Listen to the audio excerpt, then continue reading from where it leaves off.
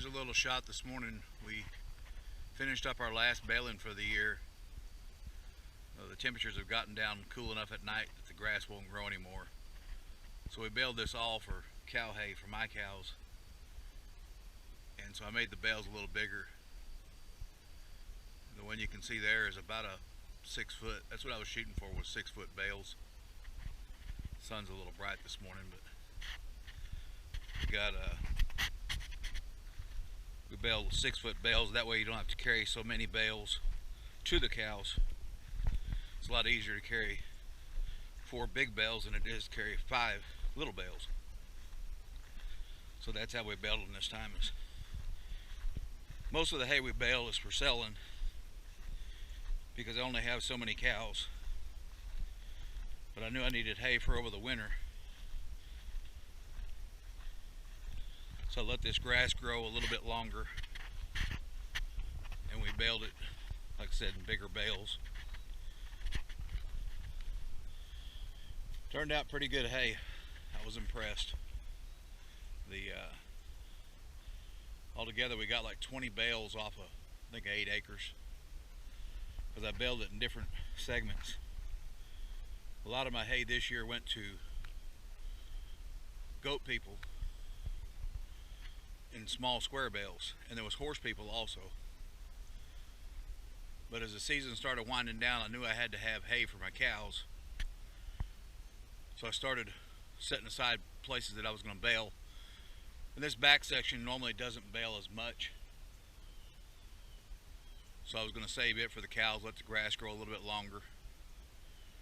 And even though we had gotten a little frost, the grass was still green enough, and so we did pretty good on this field. I think there's 7 bales, 7.5 actually. There's one still in the baler that's about a 4-footer. But the grass was really thick. I think the fertilizer program we used this year down here in Texas on the coastal Bermuda, they recommend a 26, I think it's or 24, 6, 19, I think it is. So that's what we did this year, and the grass really responded. It was really thick. The only thing that I saw this year that hadn't seen other years is we have the stem maggot flies. So we're going to work on those next year also. And for people that don't know, you can look on the internet and see. They'll tell you about those.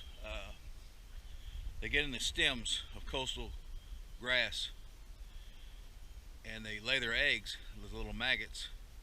It doesn't affect horses or cows or anybody. It's a cycle that the flies go through, and they eat the top of the stem of the grass, which stops its upward growth. So you may have a great looking field. You get out there and really get to looking at it, and you'll see that the stems have stopped growing. They'll get a little brown on them, and it looks like they was frosted, is what I've heard. And like I said, you can watch a lot of videos.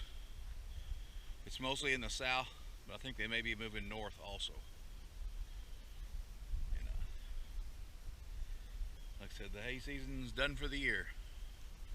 We may come out here a few more times and aerate the soil.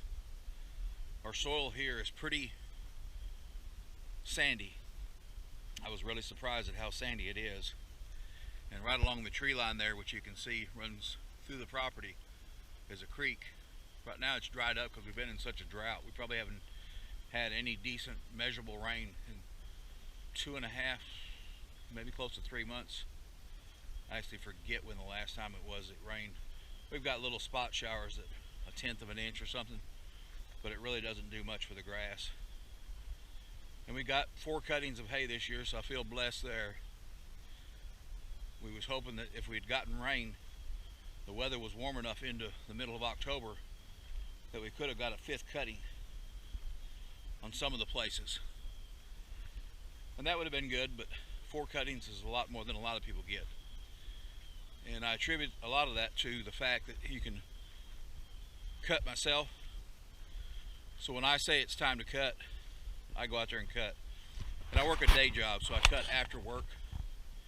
And I'll cut, I don't say small patches, but I'll cut 4 or 5 acres at a time. And if I've got a bigger field than that, I'll cut the whole field, 10 or 12 acres, whatever it may be, whatever size. But it may take a couple days. But it's a lot better than waiting on somebody else that tries to fit you into their schedule. Even though you let them know as far in advance as you can, you're on their schedule. So with me, when I see it's time to cut, really all I need is 4 or 5 days of rain-free weather, which in the summertime in Texas you have a lot of sometimes. But that way when I say it's time to cut, rake and bale, I do it all myself. That's when I do it, instead of waiting on somebody else. And so for the people out there who are thinking if they want to get into it or not, maybe in another video I'll go through the pieces of equipment that I bought, and as I make money with hay, I try to reinvest it into the machinery or buildings. So that's my goal for next year, to try to get a metal building put up that I can store square bales in. Luckily this year, every bale that we baled, we've sold already.